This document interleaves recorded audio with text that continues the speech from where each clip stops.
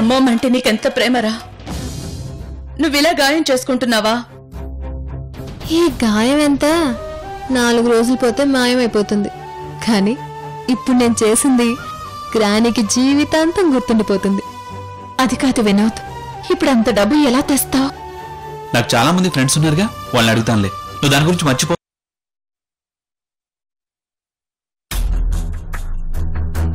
ఈ మధ్య ఇంకో కొత్త బిజినెస్ స్టార్ట్ చేశాను. దానికి ₹1,00,00,000 పెట్టుబడి కావాలి.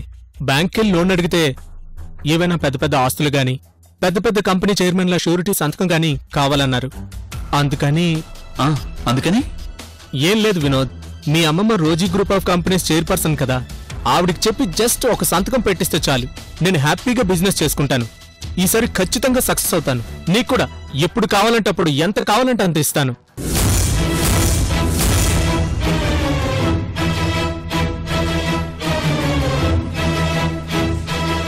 ఏమంటావు వినోద్? చూడనిల్, నీకు తెలుసో లేదో, నేను ఈ మధ్య ఇంట్లోంచి బయటకొచ్చి బతుకుతున్నాను. ఏదో డబ్బు అవసరం నీకు ఫోన్ చేశాను గానీ, నువ్వు ఇలాంటి లింకులు పెడతావని తెలుసుంటే అసలు వచ్చేవాణ్ణి కాదు. అది కాదు, నువ్వు ఇంకేం చెప్పొద్దు. నా కోసం కాకుండా నీ అవసరం తీరడం కోసం నాకు డబ్బిస్తానంటే నేను ఎలా తీసుకుంటాననుకున్నావు? నాకు నీ డబ్బు వద్దు, నీ ఫ్రెండ్షిప్ వద్దు. బాయ్.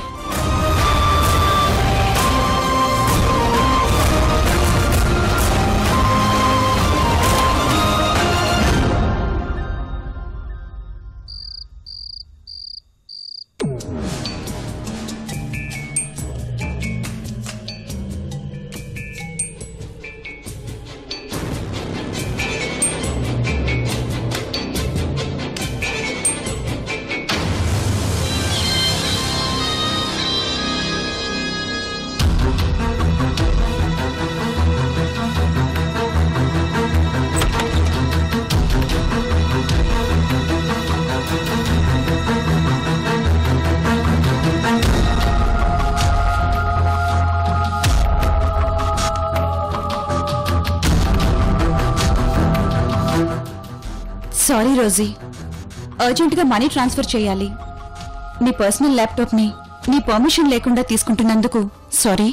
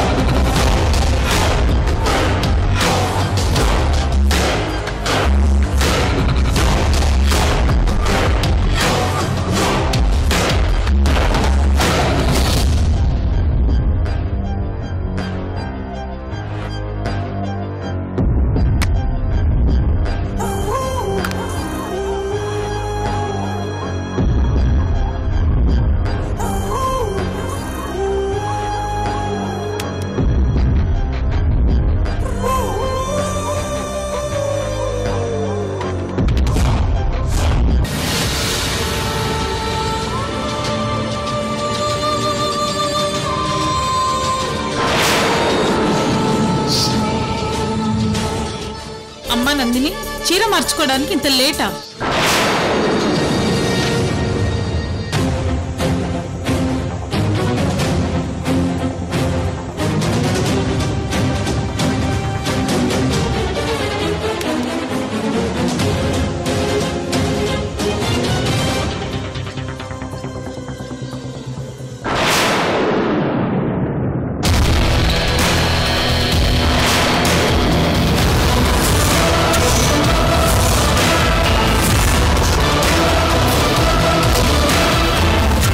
అమ్మా అమ్మా, ఏమైంది భార్గవి? ఎందుకంత టెన్షన్ పడుతున్నావు? అమ్మా, మనం పూర్తిగా మోసపోయాం. రోజీ విషయంలో చాలా మోసపోయాం. ఏంటి భార్గవి, ఏమైంది? అర్థమయ్యేటట్టు చెప్పు. చూడమ్మా, ఈ వీడియో చూడు. ఇందులో రోజీ ఎవరో నందిని ఎవరో స్పష్టంగా తెలుస్తుంది.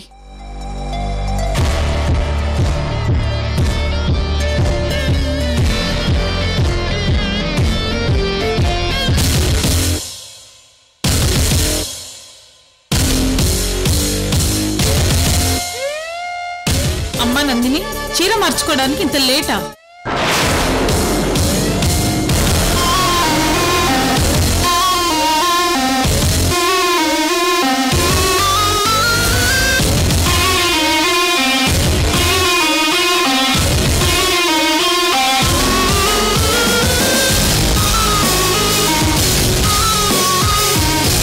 అంతే కాదమ్మా, ఇది కూడా చూడు. ఇది అసలు నందిని పాస్పోర్ట్.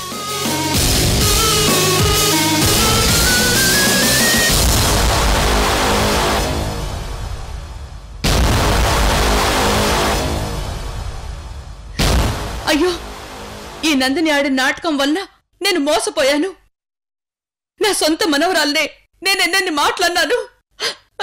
చివరికి ఏ చేత్తో దాన్ని కొట్టారు. నందిని! నందిని!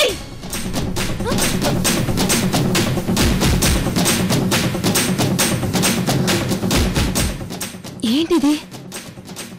అమ్మమ్మ నందిని అని పిలిచింది. ఒకవేళ నందిని ఏమైనా వచ్చిందా ఇక్కడికి?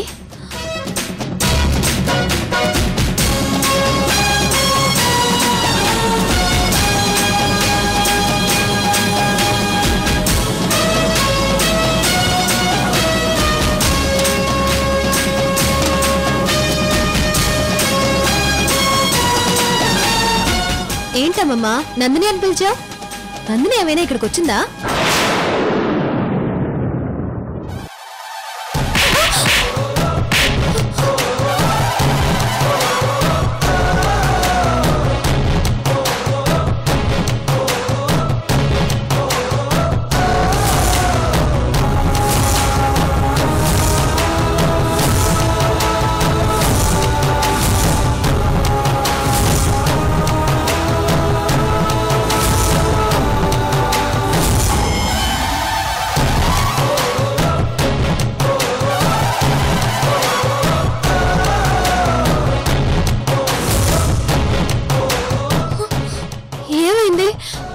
నన్నెందుకు కొట్టావమ్మమ్మా? ఎవరి నీకమ్మమ్మా? నువ్వు చేసిన మోసం నాకంతా తెలిసిపోయింది. భార్గవి,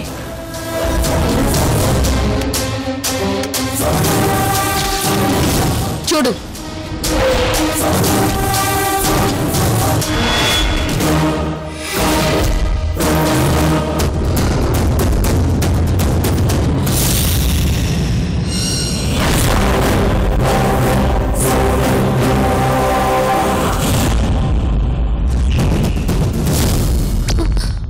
అది కాదమ్మా, ఇదంతా మార్ఫింగ్ వీడియో.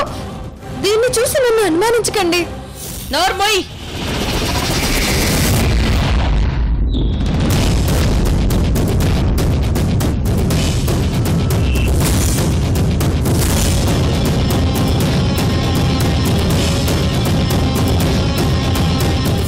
మార్ఫింగ్ అంట మార్ఫింగ్. మార్ఫింగ్ కి ఒరిజినల్ కి నాకు తేడా తెలియదు అనుకుంటున్నావా? మార్ఫింగ్ వీడియో అంటున్నావు కదా, మరి ఇది చూడు.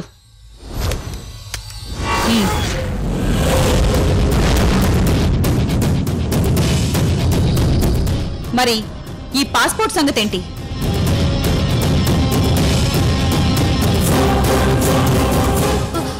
అది కాదమ్మా. ఛే, అమ్మా అని పిలువకు. అలా పిలిచే హక్కు నీకు లేదు. ఇంకా ఎందుకు మమ్మల్ని నమ్మించాలని ట్రై చేస్తున్నావు? నేను నీ మాటలు నమ్మి నా చిన్ననాటి స్నేహితురాల్ని అనరాని మాటలని దూరం చేసుకున్నాను. లక్ష్మి ఎంత చెప్పినా నేను వినలేదు. నీ పక్కన ఉంది పెద్ద మోసగత్తే అని ఎంత చెప్పినా వినకుండా చాలా పెద్ద తప్పు చేశాను. ఇంకా ఏంటమ్మా దీంతో మాట్లాడుతున్నావు? తన్ని తరమేయక. ఆగు భార్గవి.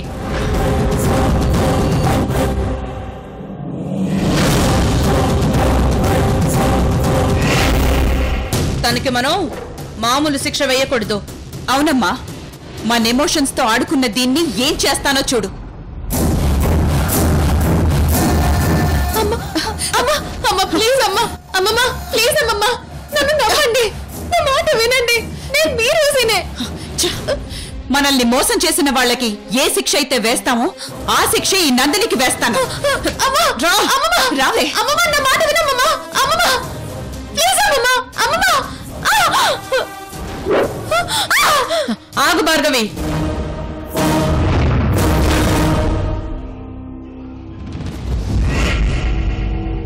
తనకి ఈ శిక్ష సరిపోదు. శరీరం మీద తగిలే గాయాలు 2-3 రోజుల్లో మానిపోతాయి. ఈ నందిని మనందరి మనసులతో ఆడుకుంది కాబట్టి మనం కొట్టే దెబ్బ శరీరానికి కాదు, మనసుకి తగలాలి.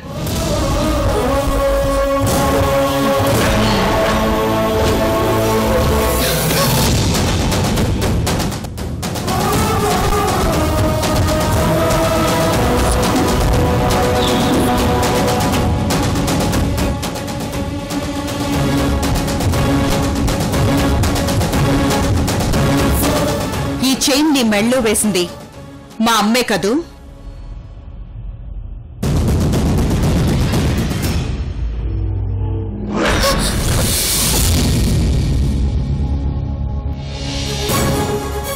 నా రోజీ చేతికుండాల్సిన గాజులు నీ చేతికుండడం నేను చూడలేను.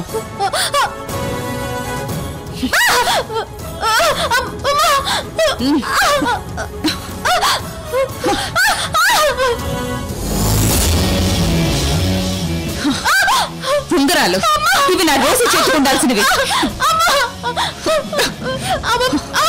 తీయవే.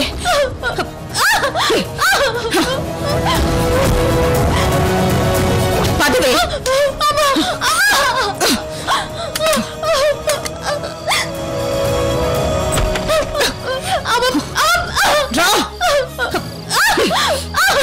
రావే.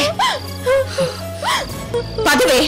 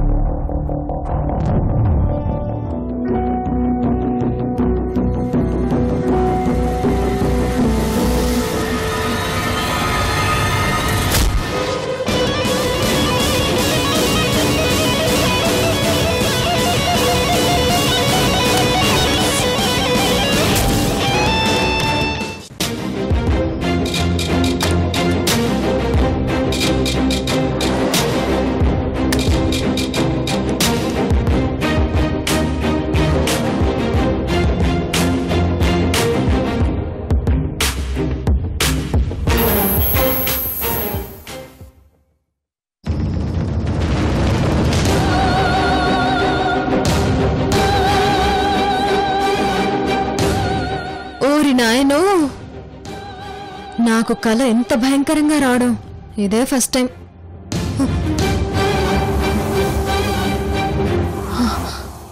ఈ ల్యాప్టాప్లో నా జీవిత రహస్యం ఉంది. దీన్ని ఎవరైనా చూసారంటే అంతే, నా లైఫ్ స్మాష్ అయిపోతుంది. ముందు ఈ ల్యాప్టాప్లో నా డేటా మొత్తం డిలీట్ చేసేయాలి. ఎస్.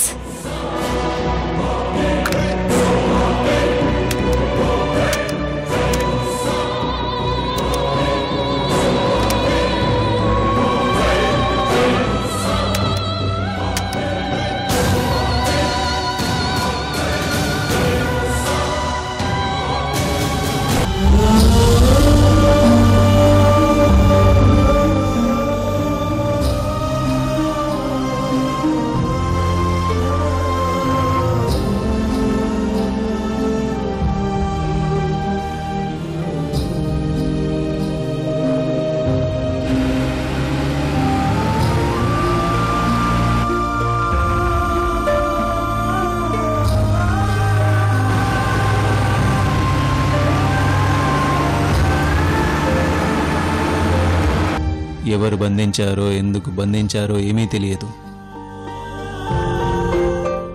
కానీ నేను మాత్రం ఈ 4 గోడల మధ్య నరకం అనుభవిస్తున్నాను నందిని. నిన్ను చూడలేక, నీతో మాట్లాడలేక నాలో నేనే కుమిలిపోతున్నా నందిని. నా బాధని చెప్పుకోవడానికి రెండో వ్యక్తి కూడా లేకుండా చేశాడు రాక్షసుడు.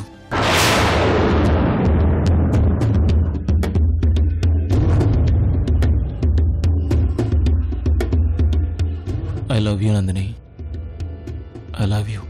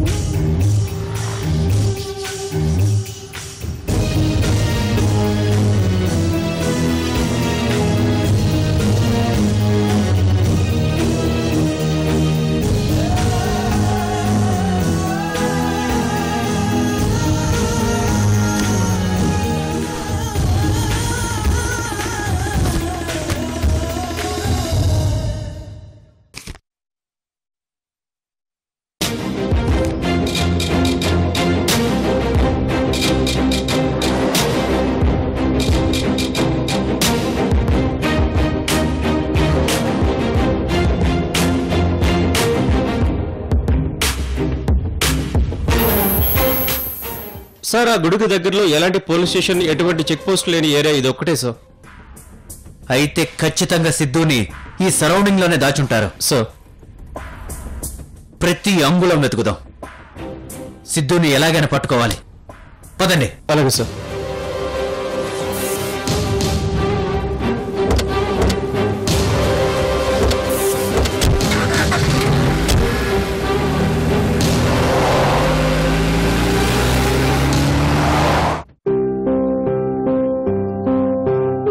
నువ్వు నా కోసం ఎంతగా ఎదురు చూస్తున్నావో ఇక్కడ నా మనసుకి తెలిసిపోతుంది నందిని. కానీ నీ దగ్గరికి రాలేని పరిస్థితుల్లో నేను ఉండాల్సి వచ్చింది.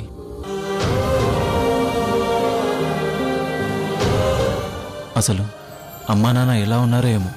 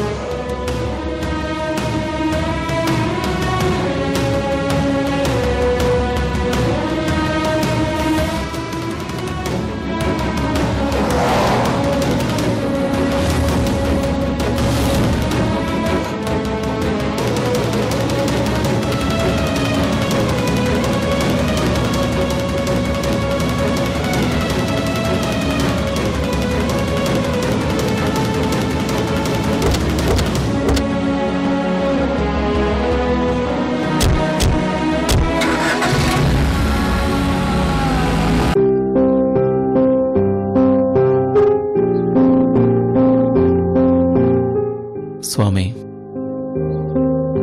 ఒక డాక్టర్గా నేను ఎంతో మంది పేషెంట్స్ ప్రాణాలు కాపాడనే తప్ప ఎన్నడూ ఎవరికి ఏ హాని చేయలేదు. అలాంటిది నేను ఏ నేరం చేశానని నాకు ఈ శిక్ష. ఇక్కడ నుండి బయటపడే మార్గమే లేదా స్వామి? ఈ నరకం నుంచి కాపాడి ఈ నాలుగు గోడల నుండి నన్ను బయటికి తీసుకురా స్వామి.